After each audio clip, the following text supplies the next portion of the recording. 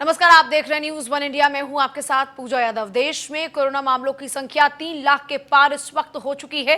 Corona cases की संख्या बढ़कर 3,08,993 है। कोरोना के एक्टिव मरीज 1,45,779, 1,54,329 मरीज अब तक ठीक हो चुके हैं, रिकवर हो चुके हैं और अब तक 8,884 लोग इसी कोरोना से अपनी जान गंवा चुके हैं।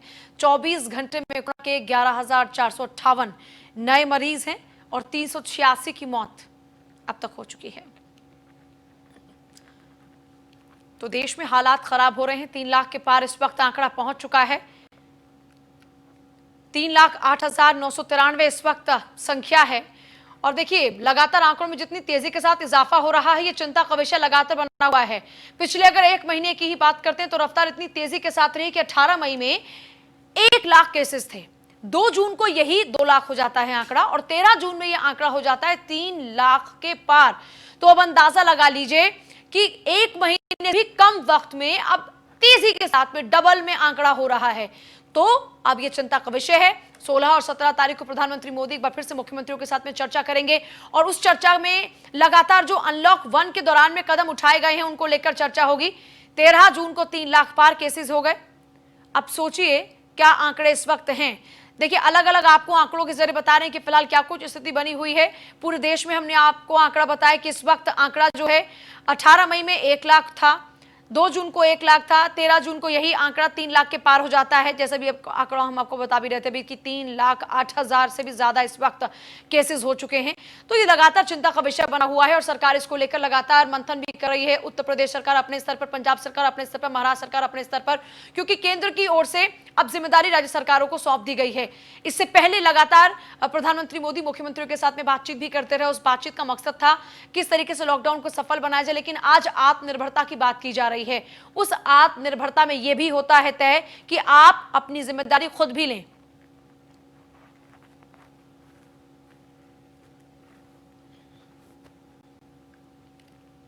तो लगातार केसेस में इजाफा हो रहा है। लाखों में बढ़ती संख्या इस वक्त है। 3 लाख के पार इस वक्त आंकड़ा हो चुका है। 18 मई को 1 लाख था, 2 जून को 2 लाख का आंकड़ा था और 13 जून को यह आंकड़ा हो गया 3 लाख के पार।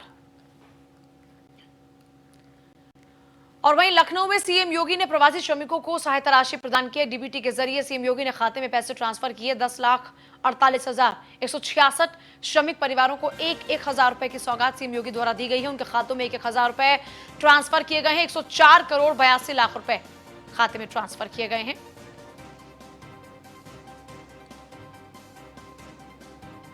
$10,48,166 श्रमिक परिवारों के खाते में 1,000 रुपए ट्रांसफर हुए हैं। डीबीटी के जरिए खातों में पैसे ट्रांसफर हुए। 104 करोड़ 82 लाख रुपए खातों में ट्रांसफर हुए हैं।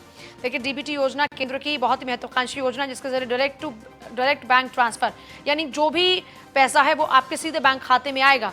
वो चाहे सब्सिडी का पैसा हो या फिर सरकारी सहायता का पैसा हो। 10,48,166 श्रमिकों को अब लाभ पहुंचाया गया, लाभान्वित हुए हैं और श्रमिक परिवारों के खाते में 1,000 रुपए 1 क्लिक पर ट्रांसफर कर दिए आज सीएम योगी ने। संकट के दौरान राजस्व विभाग ने और राहत आयुक्त कार्यालय ने किया है। मुझे लगता है कि दुनिया का सबसे बड़ा रेस्क्यू का कार्य है ये, जिसमें अकेले उत्तर प्रदेश में लगभग 35 लाख कामगार और श्रमिकों को सुरक्षित उनके घरों तक पहुंचाने, उन तक हर प्रकार की सुविधाएं उपलब्ध कराने का कार्य किया गया। लॉकडाउन प्रारंभ होने के साथ ही कम्युनिटी किचन के माध्यम से प्रतिदिन 12 से 15 लाख लोगों तक भोजन पहुंचाने की व्यवस्था, डोर स्टेप डिलीवरी के माध्यम से घर घर तक आवश्यक सामग्री पहुंचाने की व्यवस्था हो, या क्वारंटाइन सेंटर के माध्यम से अधिक से अधिक लोगों तक शासन को इसकी सुविधा का लाभ पहुंचाने और उन्हें सुरक्षित माहौल उपलब्ध कराने का जो एक हुआ है, आज उसी कड़ी में प्रदेश के 35 लाख कामगार और श्रमिकों जो प्रदेश के बाहर अपनी रोजी रोटी के लिए कार्य करते थे, उन्हें विषम परिस्थितियों में घर वापस आना पड़ा। उन्हें पहले चरण में 7 दिन का 15 दिन का राशन किट की व्यवस्था, और राशन किट में भी वे सभी प्रकार की सामग्रियां 10 किलो आटा, 10 किलो चावल, 5 किलो आलू, 2 किलो भुना चना, 2 किलो अरहर की दाल, 500 ग्राम नमक, 250 ग्राम मिर्च, 250 ग्राम हल्दी, 250 ग्राम धनिया और 1 लीटर रिफाइंड सरसों का तेल, कुल मिलाकर के एक राशन की किट 15 दिन के लिए उन परिवारों को उपलब्ध करवाने के साथ ही अब राशन कार्ड की व्यवस्था उपलब्ध कराने और 1-1 हज़ार रुपये का भरण पोषण भत्ता उन सभी ज़रूरतमंदों को उपलब्ध कराने का जो एक अभिनव कार्य हो रहा है, यह शासन की लोक कल्याणकारी कार्यक्रम को भी एक नई दिशा देता है। मैं इसके लिए अपर मुख्य सचिव राजस्व और राहत आयुक्त को हृदय से धन्यवाद देता हूं। उत्तर प्रदेश में लॉकडाउन के बाद लौटे करीब 35 लाख कामगार और श्रमिक। सीएम योगी ने अपर मुख्य सचिव राजस्व रेणुका कुमार की तारीफ की। सीएम ने राहत आयुक्त संजय गोयल समेत राजस्व विभाग की टीम की भी तारीफ की। सीएम योगी ने पूरे अभियान को दुनिया का सबसे बड़ा रेस्क्यू ऑपरेशन बताया। कोरोना संकट में राजस्व विभाग और राहत आयुक्त कार्यालय ने बहुत बड़ा कार्य किया। सीएम योगी ने तारीफ की और कहा, उत्तर प्रदेश में करीब 35 लाख कामगार और श्रमिक सुरक्षित घर वापस लौटे हैं। कामगार और श्रमिकों को घर पहुंचाने के साथ साथ सभी सुविधाएं दी गई हैं।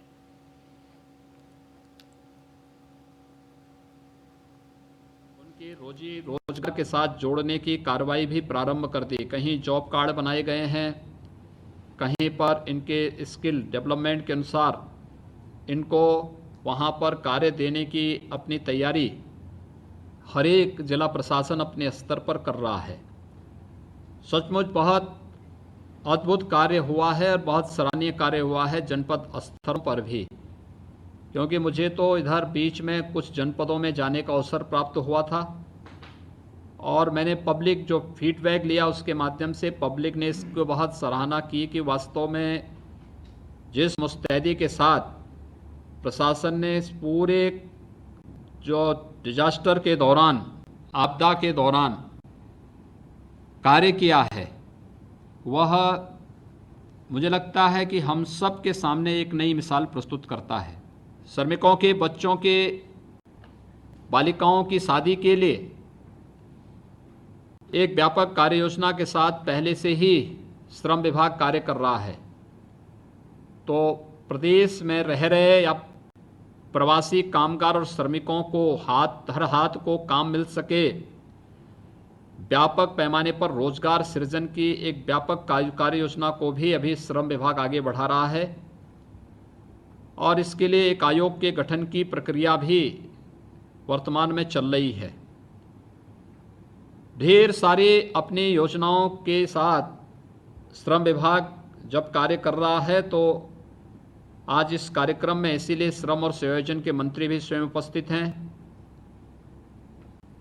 निश्चित ही हम इस बात को कह सकते हैं कि पहले चरण में आज हम 10,48,166 श्रमिक परिवारों को यह भरण पोषण भत्ता उनके बैंक अकाउंट में उन तक पहुंचाने की कार्रवाई कर रहे हैं और हमारा प्रयास होगा कि जितनी जल्दी उनकी स्किल मैपिंग और उनके बैंक अकाउंट शासन को प्राप्त हो जाएंगे, उतनी जल्दी उनके बैंक अकाउंट में हम लोग धनराशि उपलब्ध करवा देंगे।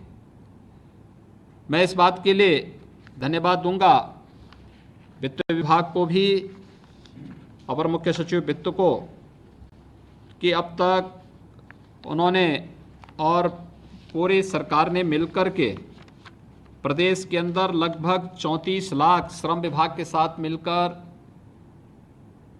34 लाख से अधिक विनिर्माण श्रमिकों के खाते में अलग से धनराशि उपलब्ध कराई है, जिसमें से 19 लाख ऐसे हैं जिन्हें दूसरी बार भरण पोषण भत्ता उपलब्ध हुआ है।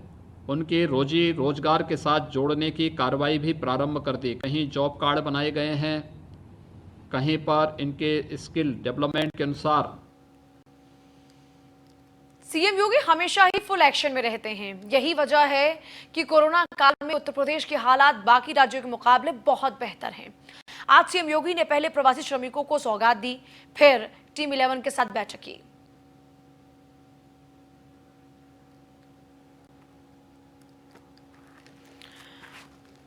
देखिए, दो तस्वीरें हैं आपके सामने।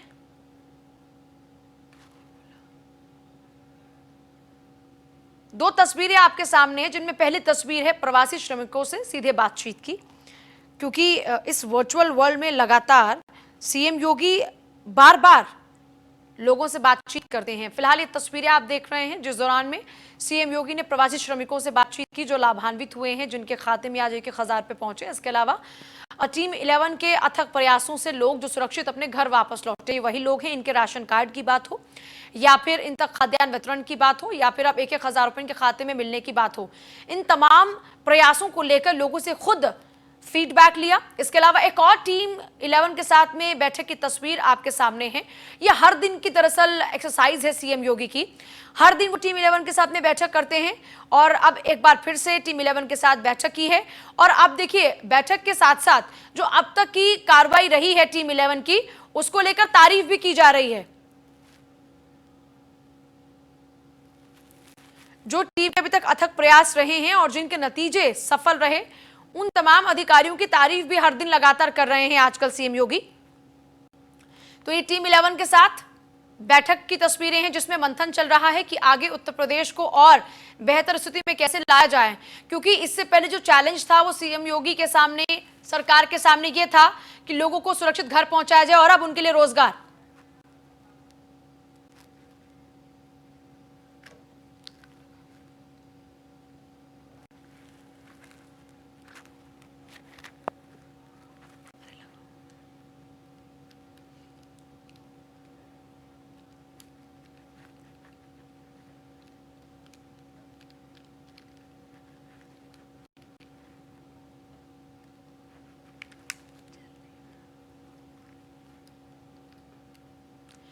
देखिए, आप सीएम योगी की बैठक की तस्वीरें देख रहे थे। अब खबर है मेरठ से, जहां पर अमनताज होटल मालिक की गिरफ्तारी का मामला सवालों में बकौल सीओ दौराला जितेंद्र सरगम की कार्यशाली सीओ जितेंद्र सरगम द्वारा गिरफ्तारी यहां पर जो की गई थी, उस पर सवाल खड़े हुए हैं। एडीजी मेरठ राजीव सभरवाल ने बैठाई है मामले में जांच।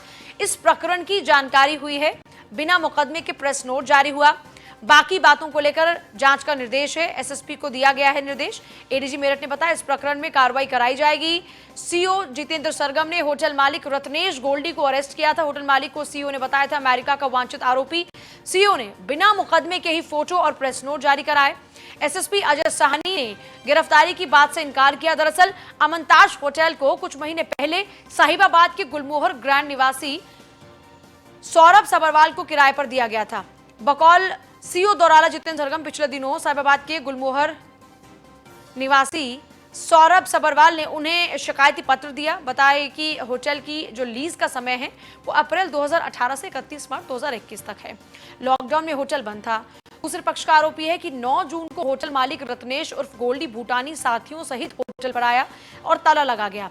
कर्मचारियों को धमकाया और भगा दिया। खुद को सुशील मूंछ का दामाद बताते हुए सबको जान से मारने की धमकी दी। ये भी बताया कि 19 लाख रुपए वो पहले ही सिक्योरिटी मनी के रूप में जमा कर चुके हैं। ऐसे में गोल्डी ये पैसा भी नहीं लौटा रहा, ऊपर से 50 लाख रुपए की रंगदारी मांग रहा था। सीओ जितेंद्र सरगम ने बताया कि ये जो पूरा मामला है, ये मामला हमारे पास आया। अब आरोप ये हैं कि बगैर किसी जांच के ही गोल्डी को उठा लिया गया और उसके 2 अन्य साथियों को हिरासत में लेकर अपने कार्यालय ले आए और बिना मुकदमे के फोटो और प्रेस नोट जारी कर दिया गया। जब मामला लखनऊ पहुंचता है तो मामले में एडीजी मेरठ ने मामले की जांच बिठा दी। अमनताज होटल मालिक की गिरफ्तारी का ये पूरा मामला, इसमें जो मुख्य देखिए, अगर इसको आसानी से पूरे मामले को समझाने की आपको कोशिश करें तो सीओ दौराला जितेंद्र सरगम की कार्यशाली पर जो सवाल है वो इसलिए उठे क्योंकि आरोप ये लग रहे हैं कि उन्होंने बगैर किसी जांच के उनकी गिरफ्तारी, दूसरा बगैर किसी मामला दर्ज हुए उनकी फोटोज प्रेस नोट के जरिए पूरा मामला जारी कर दिया गया और इसी के तहत अब इस पूरे मामले की जांच के आदेश एडीजी मेरठ की ओर से दिए गए हैं। बाकी बातों की जांच होगी, इस पूरे प्रकरण में कार्रवाई कराई जाएगी। एडीजी मेरठ ने यह आश्वस्त किया है। सीओ जितेंद्र सरगम ने होटल मालिक रत्नेश गोल्डी को अरेस्ट किया था। होटल मालिक को सीओ ने बताया था अमेरिका का वांछित आरोपी। सीओ ने बगैर मुकदमे के ही फोटो और प्रेस नोट जारी कर दिए। एसएसपी अजय साहनी ने गिरफ्तारी की बात से इनकार किया है, जबकि आरोपी भी लगाए जा रहे हैं। ये पूरा का पूरा मामला अमनताज होटल मालिक की गिरफ्तारी संबंधित है। सवालों में है बकौल सीओ दौराला जितेंद्र सरगम। और खबर वाराणसी से है, पुलिस ने प्रदर्शन किया, जो कार्यकर्ता प्रदर्शन कर रहे थे। दरअसल पूरा का पूरा विषय कांग्रेस कार्यकर्ताओं के प्रदर्शन का है। अजय सिंह लल्लू की रिहाई को लेकर यह प्रदर्शन किया गया। अजय सिंह लल्लू की रिहाई को लेकर यह पूरा का पूरा मामला है। दरअसल अजय सिंह लल्लू की गिरफ्तारी हुई थी। अजय सिंह लल्लू की गिरफ्तारी के बाद में पुलिस ने प्रदर्शन कर रहे कार्यकर्ताओं को भी हिरासत में ले लिया है। कोतवाली थाने के बाहर कार्यकर्ता प्रदर्शन कर रहे थे। वाराणसी में कांग्रेस कार्यकर्ताओं ने प्रदर्शन किया। अजय सिंह लल्लू की रिहाई को लेकर यह प्रदर्शन है। अजय सिंह लल्लू को अभी तक जमानत नहीं मिली है। ऐसे में उनकी रिहाई को लेकर कार्यकर्ता सड़क पर उतरे हुए हैं। मौके पर पहुंची जो पुलिस की टीम थी, उनके साथ में कार्यकर्ताओं की तीखी नोकझोंक भी हो गई। प्रदर्शन कर रहे कांग्रेस कार्यकर्ताओं को हिरासत में लिया। कोतवाली थाने के बाहर कार्यकर्ताओं का प्रदर्शन आप देख रहे हैं, जहां पर जो कार्यकर्ता हैं वो धरने पर बैठ गए हैं। और इस दौरान में जो पुलिस अधिकारी हैं मौके पर पहुंचे और यहां पर पहुंचकर बातचीत कर समझाने की कोशिश की गई, तो दोनों ही पक्षों के बीच में विवाद भी शुरू हो गया। अजय सिंह लल्लू की रिहाई को लेकर कांग्रेस कार्यकर्ताओं का प्रदर्शन लगातार जारी है। तस्वीरें आप देख रहे हैं प्रदर्शन स्वरूप। आप देखिए ये लोग धरने पर बैठ गए हैं और हाथों में इनके पैम्पलेट्स हैं जिन पे स्लोगन लिखे हुए हैं। और ये अजय कुमार लल्लू जो कि कांग्रेस के प्रदेश अध्यक्ष हैं, उनकी रिहाई की मांग कर रहे हैं। आपको याद होगा अजय कुमार लल्लू की गिरफ्तारी हुई थी और ये गिरफ्तारी थी बसों को लेकर, जो पूरा का पूरा बवंडर उत्तर प्रदेश की राजनीति में मचा हुआ था, उसको लेकर ये पूरा का पूरा जो प्रदर्शन था उसको लीड कर रहे थे अजय कुमार लल्लू। और उसी दौरान में उनकी गिरफ्तारी हुई थी। 2 दफा उनके खिलाफ में एक्शन लिया गया था। 2 दफा उनकी गिरफ्तारी हुई थी, जिसमें एक मामले में अब तक उनकी रिहाई नहीं हो पाई है। अगली खबर है मुरादाबाद से, जहां पर कांग्रेस कार्यकर्ताओं का धरना लगातार जारी है। कंपनी बाग शहीद स्मारक पर धरने पर बैठे हैं कांग्रेसी। देखिए एक तरफ हमने आपको वाराणसी की तस्वीर दिखाई, कुल मिलाकर उत्तर प्रदेश अलग अलग जगहों पर कांग्रेस कार्यकर्ता प्रदर्शन कर रहे हैं। कांग्रेस के प्रदेश अध्यक्ष लल्लू की रिहाई की मांग को लेकर ये लोग धरना कर रहे हैं। भारी संख्या में पुलिस बल भी मौजूद है। ये तस्वीरें आप देखिए, अजय कुमार लल्लू की रिहाई को लेकर वाराणसी से लेकर मुरादाबाद तक कांग्रेस कार्यकर्ताओं का प्रदर्शन लगातार चल रहा है। कांग्रेस कार्यकर्ता धरने पर बैठ गए हैं, चेहरे पर मास्क है और हाथों में उनका ये पोस्टर्स हैं जिन पर अजय कुमार लल्लू की रिहाई की मांग कर रहे हैं।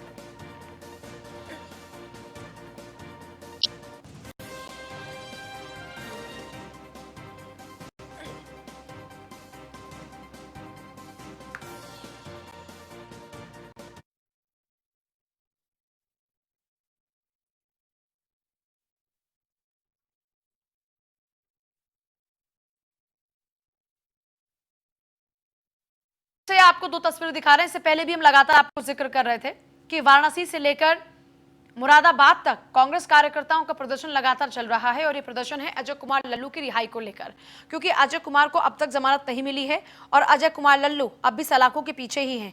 ये पूरा का पूरा विवाद आपको याद होगा, जब श्रमिकों को वापस लाने का सिलसिला शुरू हुआ था, उस दौरान में जो कांग्रेस की 1000 बसें थी उनको लेकर ये पूरा का पूरा विवाद शुरू हुआ था, जिसमें अजय कुमार लल्लू क्योंकि प्रदेश अध्यक्ष है कांग्रेस के, ऐसे में पूरा का पूरा वो जो प्रदर्शन था, जो आंदोलन था एक तरह से कांग्रेस का, उसको लीड कर रहे थे। ऐसे में उनकी 2 दफा गिरफ्तारी हुई थी और अजय कुमार लल्लू सलाखों के पीछे हैं, जिनकी रिहाई की मांग को लेकर अब कांग्रेस कार्यकर्ता लगातार धरने प्रदर्शन कर रहे हैं। एक तस्वीर वाराणसी की है और एक तस्वीर मुरादाबाद की है, जहां पर अजय कुमार लल्लू की रिहाई को लेकर कांग्रेस कार्यकर्ता सड़कों पर उतर आए हैं। इससे पहले देखिए खूब अर्जी की गई जमानत की, लेकिन अजय कुमार लल्लू की जमानत अब तक सुनिश्चित नहीं हो पाई है। अब 16 जून को कांग्रेस के प्रदेश अध्यक्ष अजय कुमार लल्लू की जमानत पर सुनवाई होगी। कांग्रेस प्रदेश अध्यक्ष लल्लू की जमानत इससे पहले टल चुकी है और अब 16 जून को सुनवाई होगी। यूपी में बस विवाद के दौरान में गिरफ्तारी हुई थी अजय कुमार लल्लू की। खबर है कासगंज से। कासगंज से इस वक्त की बड़ी खबर है। संदिग्ध परिस्थितियों में अपने कमरे में लहूलुहान मिला दरोगा। गंभीर हालत में पुलिस ने सोरोज सीएचसी में भर्ती कराया। मौके पर पहुंचे इंस्पेक्टर रिपू दमन ने घटनास्थल का बारीकी से जायजा किया। सर में चोट लगने के कारण अभी तक दरोगा बता नहीं पा रहे हैं। सोरो कोतवाली में तैनात है दरोगा राजेंद्र पांडे। सोरो कोतवाली क्षेत्र के अनाज की मंडी आवास का ये मामला है, जहां पर संदिग्ध परिस्थितियों में दरोगा का शव बरामद हुआ है। लेकिन अब तक अपने ही विभाग के दरोगा की मौत कैसे हुई है, ये पुलिस नहीं बता पा रही है। संदिग्ध परिस्थितियों में अपने कमरे में लहूलुहान मिला दरोगा। गंभीर हालत में पुलिस ने सोरो सीएचसी में भर्ती कराया। मौके पर पहुंचे इंस्पेक्टर रिपू दमन ने घटनास्थल का जायजा लिया। सर में चोट लगने का कारण अब तक पता नहीं।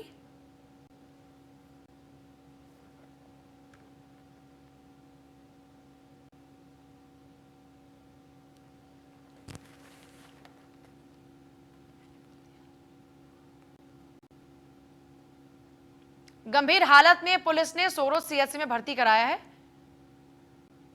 देखिए यहां पर गंभीर स्थिति में माफ कीजिएगा, शव नहीं मिला वहां पर। ये गंभीर हालत में वहां पर मौजूद थे। इनके सर में चोट कैसे लगी इतनी भयानक, ये किसी को नहीं पता। सोरो कोतवाली में दरोगा राजेंद्र पांडे तैनात है, जिनके सर पर गंभीर चोटें आई हैं और अपने ही कमरे में वो लहूलुहान हालत में पड़े थे। अच्छा ये हुआ कि वहां पर मौके पर पुलिस पहुंच गई और इनकी जिंदगी बच पाई। ये तस्वीरें आप देख रहे हैं दरोगा की तस्वीरें, जिसको बुरी तरीके से पीटा गया था। अब ये पिटाई किसने की, लहूलुहान ये कैसे हुआ, कैसे इतना खून बह चुका था, कैसे उस कमरे में लहूलुहान होकर इतनी गंभीर हालत में पड़ा हुआ था, इस बारे में कोई जानकारी अब तक खुद दरोगा नहीं दे पाया है। तो मामला ये हत्या का नहीं बल्कि ये घायल होने का है। लहूलुहान मिला दरोगा, जिसका इलाज चल रहा है। खबर बागपत से है, जहां पर यमुना में किसान डूबा। हरियाणा से मजदूरी कर लौट रहा था एक किसान। गोताखोर युवक की खोजबीन कर रहे हैं। मौके पर जुटी है लोगों की भारी भीड़। बागपत क्षेत्र के काठा गांव का ये मामला है। एक किसान यमुना में डूब गया, जिसकी तलाश लगातार जारी है। हरियाणा से मजदूरी कर एक किसान वापस लौट रहा था। गोताखोर युवक की लगातार खोजबीन कर रहे हैं, लेकिन इस दौरान में आसपास में काफी ज्यादा भीड़ जुट चुकी है मौके पर, क्योंकि जो किसान है वो मजदूरी कर वापस लौट रहा था और इसी दौरान में वो यमुना में डूबा है। इस दौरान में गोताखोर लगातार तलाश रहे हैं शख्स को।